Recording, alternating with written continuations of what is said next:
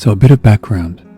I'm from a Caribbean country and all high schools here have a specific uniform to wear. I went to a prestigious all-girls Catholic school and our uniform made us look like we were little girls. My school was 15 to 20 minutes away from where I lived. So I travelled with taxis to and fro.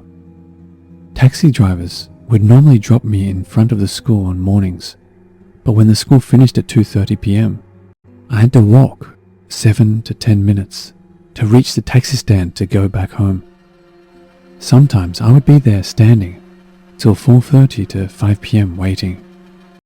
Right, so onto the story. When I was 16 in 5th form, I'd already been travelling for the past couple of years. After my initial hired driver quit after the first 3 years, there was a particular taxi driver who was in his mid to late 20s. I took his taxi a few times, no problem. There was always other people in it, and he was always friendly and laughing with everyone. One particular evening, I got into his car and realized I was the only passenger in it. There were others outside, waiting to get a taxi going in my same direction, yet he passed them straight.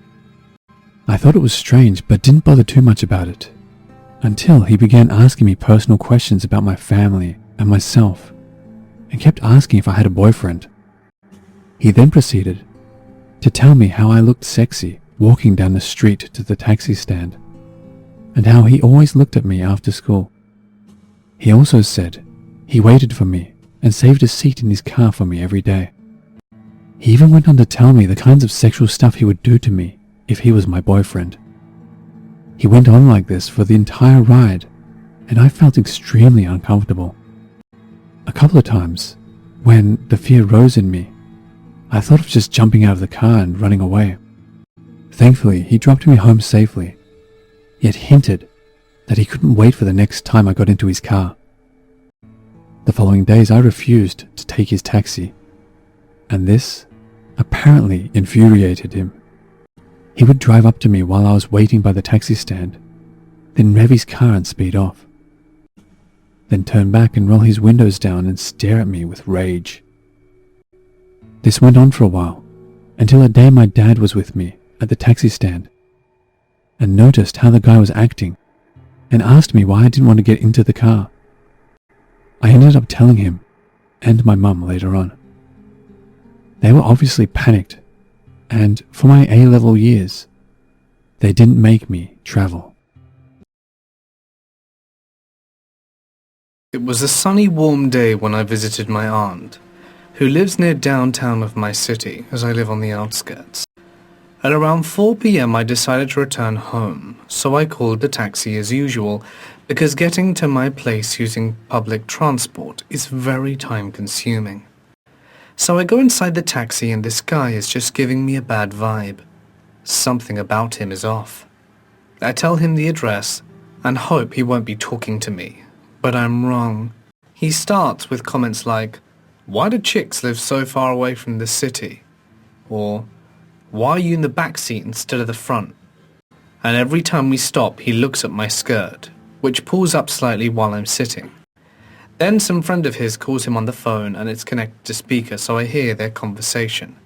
The driver tells his friend that he has a great girl in his car and she looks like she wants some fun. You know what kind. And as he says these things, he's looking at me in the mirror. Yeah, at this point I'm trying to ignore all that he's saying because it's making me really anxious. After he hangs up, he stops the car at a bus stop, which is very illegal, and asks me if I can pay in cash. I said yes, and to that he responds, "Can you pay me by sleeping with me?" This just infuriated me, and I told him to take me home now or that I was going to call the company and give them his taxi number and description of the harassment and breaking the law.